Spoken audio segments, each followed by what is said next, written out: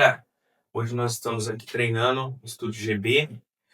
Para eu, nosso querido Denis, nosso nutricionista expert, e nós viemos fazer um treininho aqui e bater um papo, trazer para vocês alguns assuntos que a gente recebeu ao longo da semana na nossa caixinha de perguntas. Nós vamos fazer um treininho de bíceps e tríceps aqui, o Denis vai puxar alguns exercícios. E enquanto isso, ele vai tirar nossas dúvidas, eu vou trazer aqui as questões da galera para que ele possa abordar para vocês. Denis, se apresenta pro pessoal, fala quem você é.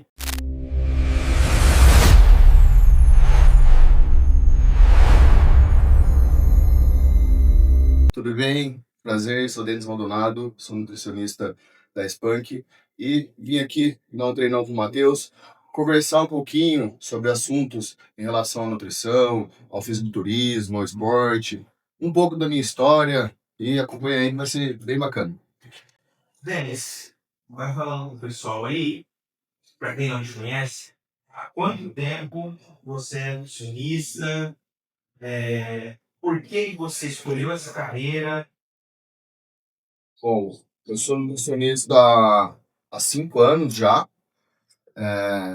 sou fisiculturista há 11 anos.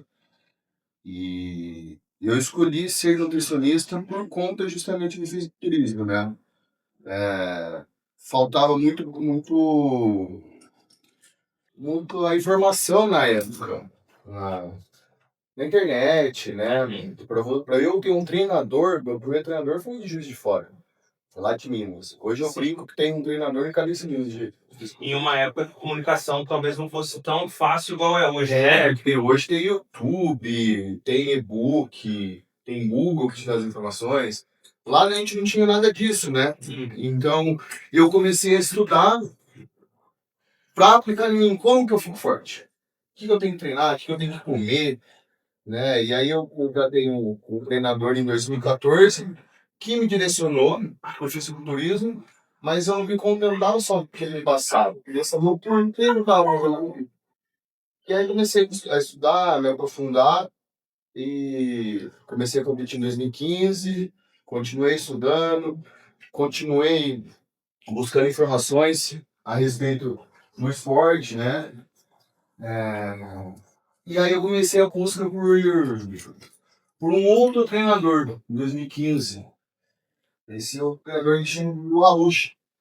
Hoje ele é nutricionista, ele é um cara extremamente inteligente, extremamente autodidata, e ele era um dos melhores ali em 2015. Então, no meu segundo campeonato, eu já troquei de treinador. E aí eu comecei a sugar a informação dele. Comecei a perguntar, né, me interessar pelo assunto. Ele começou a me ensinar. E aí eu fui cada vez mais aprofundando. E em 2018 eu me matriculei na faculdade. Comecei dando uma assessoria para atletas, antes de entrar na faculdade, então, né, treino de pose, enfim, assessorias mais voltadas para atletas, e eu vi que eu levava o jeito do negócio, que eu gostava de estudar a respeito. Então você é atleta antes de ser nutricionista. O fisiculturismo me levou para a nutrição. E com quantos anos você começou a realmente falou assim, ó, eu vou me dedicar pro esporte? Foi em 2013, eu já comecei a treinar e fazer dieta certinho. Só que eu gostava de beber cerveja. E aí eu fiquei aqui lá no Mas você tinha uns 15, 17 mais? Não, a minha idade em 2013 tinha 23 anos, 22, Já. 23 anos. Legal. Mas treinar mesmo, comecei a treinar com 14, 15 anos.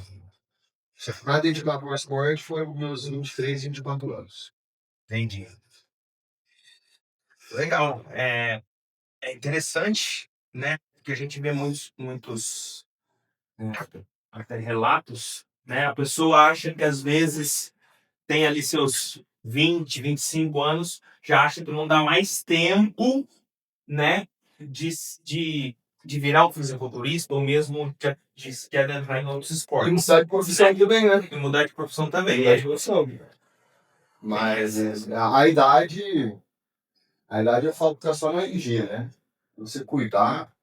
Eu tenho atleta, mulher, que começou competindo pela primeira vez com 55 anos. Então, nunca é tarde, né? Legal. É claro que quanto mais longo você consegue fazer uma base, Com certeza. mais longeva vai ser sua carreira, né? Mas hoje é, você deve lidar muito com isso no consultório e o pessoal também, às vezes, o pessoal mais jovem, chega muito ansioso, né? Já tá ali com 17 anos e já quer harmonizar, porque já. Hum. E nem sempre é o melhor caminho, Não né? espera, né? Não tenha paciência. Quer acelerar o processo, né? Não é assim. O fisiculturismo, a gente fala que não é uma corrida de 100 metros, né? É uma ultramaratona. Então, não adianta você querer ter pressa. É tudo no seu tempo. E hoje o pessoal tá muito sem paciência, né? Você falou. Então já quer harmonizar, já quer tomar alguma paradinha. Esquece da constância, da maturidade, fazer dieta, né? Muita gente não sabe o que é fazer uma dieta que tu usa. Sim. Então, E qual que foi a maior dificuldade que você enfrentou primeiro como atleta, pessoalmente, assim? E cada um tem suas dificuldades, né? Tem gente que pega mais no treino, tem gente que pega mais na alimentação, tem gente que tem facilidade de ganhar massa, mas dificuldade de secar. Como que foi para você? Como que era essa questão de preparação ali? Quais foram os seus maiores desafios? ó, no começo da né, quando eu comecei a competir, a principal dificuldade era a informação. Era ter informação, era ter alguém para aplicar isso, né? E no sentido de me tornar atleta, do físico em si, sempre foi ganhar massa. A dificuldade sempre foi ganhar peso. Então sempre tive que comer muito, metabolismo extremamente acelerado. Então sempre foi a maior dificuldade mesmo. Legal. Eu vou fazer mais um. Tá, beleza. A gente recebeu na nossa caixinha de perguntas, e eu acredito que talvez até seja um pouco cedo para falar sobre isso, mas veio a dúvida da galera sobre a Ritraductida, essa nova droga, esse novo medicamento que está surgindo aí, né? E já surgiu bastante relatos que ela deve ser uma grande aliada do fisiculturista e mesmo da pessoa ali que, que é amadora, que quer ter um físico mais estético. Você já viu algum já estudo relacionado, alguma coisa sobre ela? Está muito prematuro ainda para fazer afirmações? Como que é? Cara, ah, as canetinhas, né, que o pessoal fala, elas vieram para ficar. Isso daí é fato. Não tem como a gente lutar contra. Primeiro veio o Ozempic, só um análogo de LP1, então só corta a fome, né? Depois veio a Serpatida, análogo de LP1 mais glucagon. E agora a reta, que promete ser análogo de LP1, diminui o esvaziamento gástrico, mais controle de insulina, né? E controle metabólico. Aliás, o glucagon é da reta. Né? Isso. A A Serpatida é só a parte de insulina. Então, essa parte de glucagon agora que a reta está prometendo vai ser um grande aliado e vejo já muitos fisiculturistas usando relatos, né, off-label, os estudos em si, que no Brasil ainda não está liberado, mas uma coisa muito interessante, cara, é que ela está melhorando marcadores bioquímicos. Eu já vi relato de treinadores amigos meus que os pacientes tiveram melhor no perfil lipídico. Então, diminuição de LDL e aumento de HDL, que isso é uma coisa muito difícil. Aham. E sabendo usar, vai ser algo que vem como ferramenta. O que a gente não sabe ainda é se o uso contínuo recorrente vai trazer alguma consequência, né? Ah, usei, perdi um peso, mantive, ou então usei, fiz uma preparação, competi, ok. Agora, usei, ganhei peso, usei de novo, ganhei peso, usei de novo, ganhei peso. A gente não sabe como que vai ser. Então, para a galera do fisiculturismo, o risco de ser algo que lesa a massa magra é menor porque a galera é hormonista. Então, os atletas, eles usam hormônio que segura a massa magra. Mas o perigo está nos laterais, né? Eu já tive paciente meu, no fim do ano, não falou nada comigo, não perguntou nada. O cara é no shape, fez o uso da reta por conta própria. Ele e a esposa começou com uma dosagem alta logo de primeira, deu 15 dias de dor de barriga. Sim. Perdeu a viagem dele para ir para praia, que ele tomou para ir para praia para não comer muito. Então, esse tipo de uso off-label é o que traz Sim. o risco e traz o problema, né? Aham. Mas a gente teve agora recente, o Rafael Brandão que competiu no Arnold. Ele fez o uso e o relato dele foi esse. Ó, quando eu passei um pouco da dose, me atrapalhou porque eu tava conseguindo comer a carne que eu precisava. Então, o fisiculturista também pode Precisa ser calculado. Precisa Também ser calculado. precisa aprender a conhecer o corpo e tudo mais, né? Tem uma questão que você falou aí que é muito interessante, a gente já tá vendo vários relatos, né? Principalmente do Monjaro aí, que o pessoal tá mais em alta, que é a questão dessa dependência e do reganho de peso, né? Que é extremamente complexo, porque senão você se torna um dependente do medicamento, né? Como você disse, é uma ferramenta, mas aí eu uso, seco, só que eu vi, não sei se é certo ou não, mas a cada quilo que a gente vai perdendo, a gente aumenta o tempo que o metabolismo ele diminui, desacelera, a fome aumenta, né? Então, quando você tira o medicamento que é o que segurava a sua fome, é uma bomba, Sim. né? Sim. São os dois malefícios, digamos assim, do emagrecimento não saudável com esses inibidores de GLP-1 é essa questão do peso perdido, né? Então, corre o risco de 20 a 30% do peso com peso perdido ser de massa magra. E a cada quilo perdido, você diminui a sua quantidade de leptina que está dentro da célula. Então, a sua gordura diminui, é a mesma coisa que a sua célula de gordura fosse um depósito. Dentro dessa célula, dentro desse depósito, tem um hormônio que chama leptina, que é o hormônio da saciedade. Se você começa a perder gordura, começa a diminuir essa célula, diminui o depósito, diminui a quantidade de leptina. Se você diminui a leptina, diminui a saciedade, naturalmente você já tem mais fome. Então esse, por si só, já é um processo de emagrecimento para qualquer pessoa. Mas ela está tomando algo que está cortando o apetite. Ela não está sentindo essa diferença. Então a saciedade está diminuindo, ela já não tem esse problema porque ela está tomando ali um monjaro. A hora que ela para o uso, a saciedade dela está lá embaixo. A fome dela vai aumentar muito, ela vai sentir essa diferença, e se não tiver um controle, se não tiver um acompanhamento, o peso vai vir de novo. Uma coisa curiosa em cima do que o Denis falou, pessoal, é que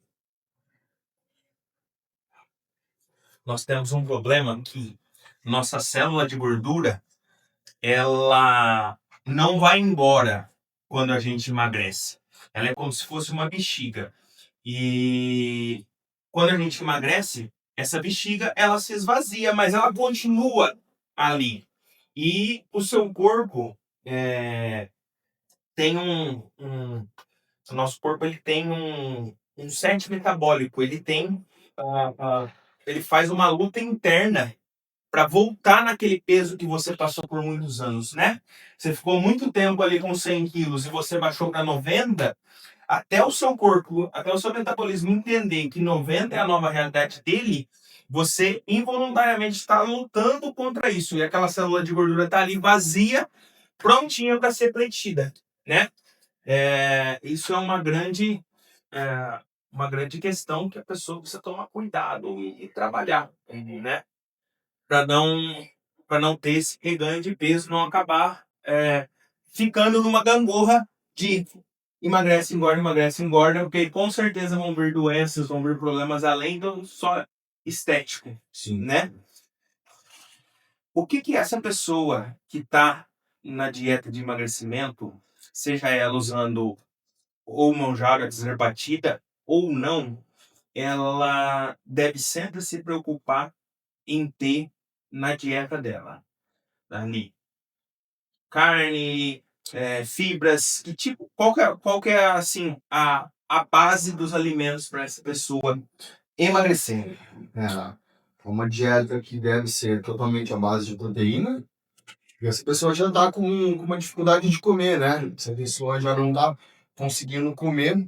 Se você lota ela de carboidrato, ela não consegue comer proteína. Você precisa ter uma base de proteína, carne, ovos, sanduíches. A suplementação não pode faltar. Não pode faltar, porque mesmo que a pessoa consiga comer certa quantidade, a proteína do dia essa pessoa não bate. Isso é experiência de consultório. A proteína que a pessoa precisa do dia, ela não bate só com alimento. Então, suplementação. Creatina é indispensável, e aí entra uma proteína em pó, um whey, por exemplo, ou alguma outra que a pessoa seja mais adepta, né? Mas, se quiser ter esse controle, a base é proteína. Fibra é necessário? Fibra é extremamente necessário para a nossa saúde intestinal, cardiovascular. Só que se eu dar a dieta dessa pessoa de fibra, tá muita saciedade. Sim. Isso de quem tá usando De quem tá o usando horário, né? De quem não tá, aí tem que ir pra Não, frente. aí já é uma outra conversa, né? Sim. Aí já é um outro tratamento. Não que o paciente que está usando Monjaro ali, similares, não deva comer fibra. Deve, mas tem que ter uma atenção, porque já é um alimento que dá uma saciedade, né? E já está no momento que não consegue comer muito. Então tem atenção com isso. Legal. E talvez você, que ainda não faça acompanhamento, pense, fala assim, não, mas eu como proteína, eu como. Pessoal, se você fizer conta, tá? De consumo de proteína, se você for numa consulta com o Denis para emagrecer, eu acredito que ele vai passar, em média, de 1,8 a 2,2 gramas de proteína por quilo do seu peso. Então, se você é uma pessoa de 100 quilos, vai comer uns 200 gramas de proteína, né? Mais ou menos. Sim. 200 gramas de proteína é muita proteína. Aproximadamente então, 700 gramas de frango. Exatamente. Você come um bifinho de frango no almoço, um bifinho de frango na janta e fala assim, não, eu bati minha proteína que eu tô comendo proteína. Não tá. Tá longe. Tá longe. Né? Então, a importância de você ter alguém para calcular, pensar nisso para você, porque senão você não vai conseguir atingir esse nível de proteína. E a pessoa que não está no uso de Monjaro, Denis, o que ela pode usar como estratégia para conseguir essa dieta de emagrecimento? O que ela precisa pensar no dia dela, além das proteínas? Aí já entra o caso da fibra, né? Aí já é uma pessoa que deve usar fibra. Ela deve abusar de salada, legumes, fibras em pó mesmo, né? Psyllium, aveia. Então já é um outro tratamento. Pensar em alimentos. Uma pessoa que está visando emagrecimento e não usa monjaro, pensar em alimentos que dão mais saciedade, né? Então, melão, morango, na questão das frutas, na questão dos carboidratos ali, uma batata inglesa, uma abóbora cabotiá, até mesmo uma batata doce. Então, isso daí já dá para usar com maior quantidade. Proteína por si só já já é mais saciatório, já dá mais saciedade. Então, mais carne, né? E também o uso de frutas. As que eu citei, melão, morango, mas uma maçã, o restante também é bem-vindo. Também encaixa. Quais são as 3 frutas mais interessantes para quem está no processo de emagrecimento e pode comer assim, ó, posso comer essas 3 frutas sem muita culpa? E quais são as 3 frutas que eu tenho que olhar com mais cuidado para não extrapolar nas calorias? Óbvio. Pensando no emagrecimento, melão, morango e a melancia também. Melancia. Melancia também. Pensando em tomar cuidado, evitar ou ter uma atenção, aí já é a manga. A manga é um perigo, cara. A manga é um perigo. Por quê? Quando alguém que pega pra comer uma manga, não come meia manga. Não come um pedaço da manga. Geralmente essa pessoa come uma manga inteira. Uhum. E a manga, ela é tão rica de carboidrato ou até um pouco mais que a banana. Então, por exemplo, 100 gramas de banana, você come e fala assim, tá bom, 100 gramas de manga, você manda pra dentro que nem filho. Então, a manga, a banana, o abacate é um excelente alimento. Riquíssimo em gorduras boas, ajuda no controle do bom colesterol. Mas, se exagerar no abacate, ele é gordura. Uhum. Diferente da banana, da manga, do abacaxi, que são frutas mais ricas de carboidrato, o abacate é mais gordura. E a gordura ela é mais calórica. Então eu vejo um cuidado mais com essas 3. Banana, manga e abacate. E o suco de fruta é algo que tem que ter muito cuidado também, né? Porque ali você vai fazer um suco de laranja, você tá, às vezes, por mais que seja natural, tá colocando 5, 10 laranjas, o que vai aumentar demais a caloria disso, né? Cara, você quer emagrecer, nem toma suco. Não adianta. A pessoa quer emagrecer, tomar suco. É dar tiro no pé. Porque o suco fica muito fácil, né? Você pensa, Toma meio litro ali facinho. não, um copo de requeijão ali de suco de laranja, ou de uva, de maçã, um copo de requeijão ali, 250 ml, equivale a uma porção assim de arroz no seu prato. Legal. Isso aqui tira a saciedade. Isso aqui você toma 3 e nem vê. Muito bom.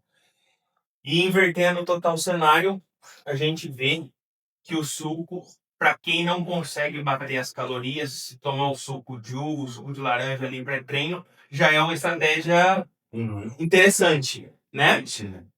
Eu mesmo, se eu for fazer isso no meu off, na minha dieta de ganho de peso, tem suco. Uhum. Porque, e aí já, né, a gente já vê quais são os melhores alimentos para quem quer emagrecer. Aqueles que estão nessa sociedade. E para quem quer ganhar peso? São mais Aqueles que dão calorias e agregam calorias boas. São o contrário, né? Sim. E no meu caso, então no meu caso ali, um suco de uva, um suco de maçã, ou até mesmo de laranja. Num período de ganho de peso, cara, é indispensável para minha dieta. Legal. E falando, nós falamos aí 3 frutas, 3 fontes de carboidrato boas para quem quer emagrecer e 3 fáceis aí para quem quer ganhar peso, para quem quer tá ali fazendo um off. Ó, se a gente for pensar em almoço, jantar, e mesmo lanche da tarde, igual eu falei, batata inglesa, batata doce e abóbora cabotiá. Para quem quer emagrecer. Pra quem quer emagrecer. Esses são os 3 melhores carboidratos ali.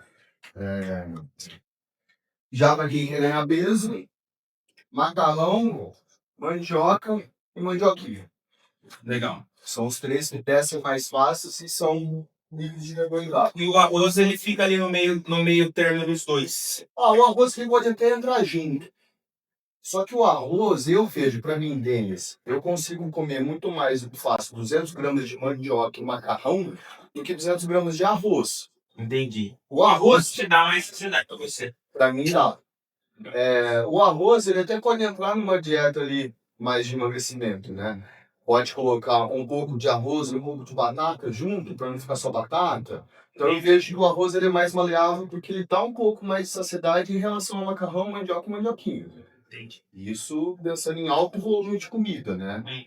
Mas na minha dieta tem arroz. Mas na dieta de grande peso tem arroz. Porque às vezes eu faço um purê de mandioquinha, um purê de batata, mistura. Ou eu viro o terror dos italianos, que é misturar macarrão com arroz. Mistura também não tem dessa, né? Deixa eu ver a barrinha da... Barrinha? Ah, Não, não. Legal. Essa dica que o Denis está dando é a base para você montar a sua dieta pensando em fazer boas escolhas.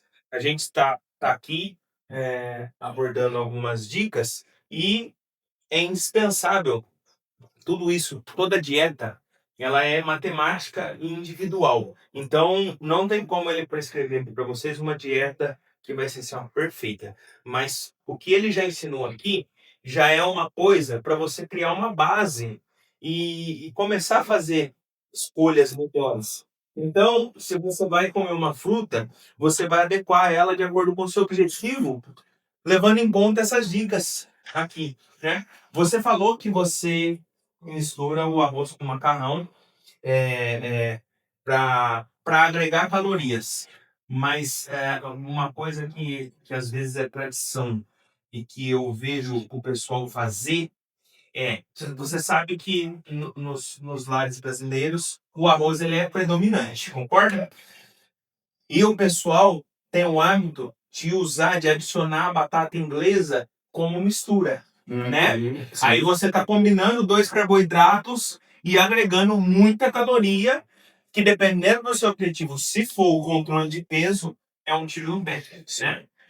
O brasileiro, por si só, ele tem uma cultura de não dar tanta atenção assim pra proteína. Sim. Diferente do japonês, por exemplo. Eu falo isso até, eu sou professor também, dou aula para enfermagem, e quando eu vou abordar sobre proteína, eu falo sobre isso. Por quê? Um dos motivos que eu vejo o japonês ter 50 anos para ser 30 pela quantidade de proteína que come, né? E já o brasileiro não. Às vezes um arroz, feijão e uma batata ali já tá ótimo. Sim. Esquece ali de uma carne, fala que a batata mistura. Sim. Não, mas a batata ela é carboidrato. Então a gente tem que pensar em ter quase todas as refeições uma proteína. No mínimo, almoço e jantar você tem que ter. Né? Aí para os pacientes que são veganos, vegetarianos, já entra outras opções. Né? Aí os vegetarianos podem entrar um ovo, um tofu, enfim. Só que não pode deixar de dar atenção da proteína, extremamente necessária para toda a construção do corpo. E essa construção que eu digo não é só para quem faz academia, é para você se manter vivo.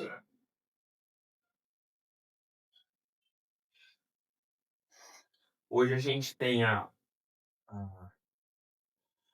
medicina avançada, tecnologia a nosso favor, recursos, medicamentos, e a gente conseguiu elevar a expectativa de vida, né? Mas elevar a qualidade de vida dessa pessoa mais velha já é outro fator, né? E o idoso, ele acaba tendo muito mais dificuldade ainda em comer proteína, né? É aí que entra, às vezes, você criar uma base desde mais novo de massa muscular vai te beneficiar demais lá na frente, né? Fugindo até da estética. O que a gente tem que pensar é que a cada 365 dias, galera, a cada um ano, a gente já eliminou todas as células do nosso corpo. Tem algumas células que a gente renova cada semana, a cada 15 dias, cada 30 dias, mas todas que a gente tem no corpo foram eliminadas a cada um ano. E por que eu falo eliminadas e não renovadas? A gente elimina, só que a gente só renova se a gente tem matéria para construir, se a gente tem proteína. Então a proteína não é só meu músculo, é pele, unha, cabelo, ossos, órgãos. Tudo isso é proteína. Tudo que você vê que me segura, me estrutura, é proteína. Então pensa comigo, que a cada um ano, todas as células foram eliminadas. Se eu não como a quantidade suficiente de proteína, se eu não tenho uma suplementação, se eu não bato minha necessidade diária de proteína, eu não reconstruo. É a mesma coisa que eu tenho uma parede com 1000 tijolos. A cada um ano, eu quebrei os 365. Só que eu só coloquei tijolo de novo se eu tenho matéria-prima. Então, a gente também é capaz de auto-envelhecer se não comer a quantidade suficiente de proteína. Então, isso é muito interessante. Não é só pensando na nossa musculatura, é pensando no envelhecimento. E isso que você falou da terceira idade, ali, do idoso, é justamente isso. Ao longo da vida, essa pessoa foi se degradando. A cada um ano, ela foi eliminando as células. Se ela não repôs, ela vai chegar com 60 anos de um jeito. A que comeu melhor, 60 anos, de outro jeito. Então, toda essa estrutura lá na vida idosa é feita agora, né? Então, a gente tem que pensar nessa questão também. Eu brinco com meus pacientes. Como você quer chegar? Você quer viver até 90 anos, mas de andador, de bengala, usando de ajuda, ou você quer chegar até 90 firme, forte e independente, né? Sim. Legal. E esse idoso que tá já numa fase que tá com dificuldade de consumir a carne, precisa buscar a proteína de outras maneiras, precisa às vezes de uma suplementação, né? Precisa o uso da creatina, a gente vê que é fundamental em todas as fases da vida, mas na terceira idade, de forma especial, inclusive, né? Para justamente conseguir ter esse suporte muscular e trazer qualidade de vida para essa pessoa. Depois de uma certa idade, a gente entra em declínio, né? A gente entra em processo de definhamento. Então, a gente vai se definhando mais rápido. O idoso, ele tá nesse processo sorteio. Tá nesse processo de perda de massa magra, que é natural do corpo, perda de estrutura. E a creatina, para mim, é totalmente indispensável para qualquer idoso. Legal. Tanto na parte cognitiva, né? A gente vê muitas melhoras. Tem estudos ainda superficiais, mas já apontam uma melhora em quadros de Alzheimer, por exemplo. Memória, aprendizado, em toda a parte de segurar a massa magra, né? E o idoso, se a gente já tem dificuldade em comer uma quantidade boa de proteína, imagina o idoso. O idoso muito mais. Aí que entra o whey, que entra a parte de suplementação para dar essa qualidade de vida, né? Legal. Ou seja, não importa a sua idade, você precisa olhar sempre os seus objetivos, olhar o seu estado e tentar adequar com a ajuda profissional a sua alimentação, o seu comportamento, suas escolhas para que você consiga ter seus objetivos, sejam eles de saúde ou de estética, alinhados e atendidos. E nada melhor do que você procurar ajuda profissional para conseguir fazer isso de forma ciente, calculada e planejada para obter sucesso.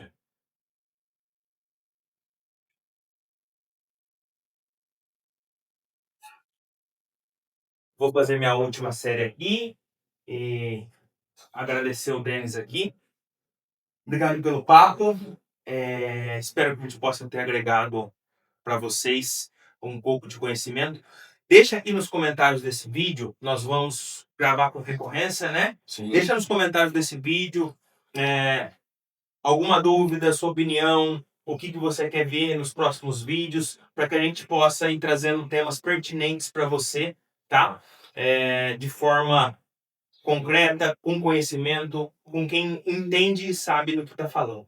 Obrigado, querido. Obrigado pelo convite. Obrigado, pessoal. Valeu, Até a pessoal. próxima. Até.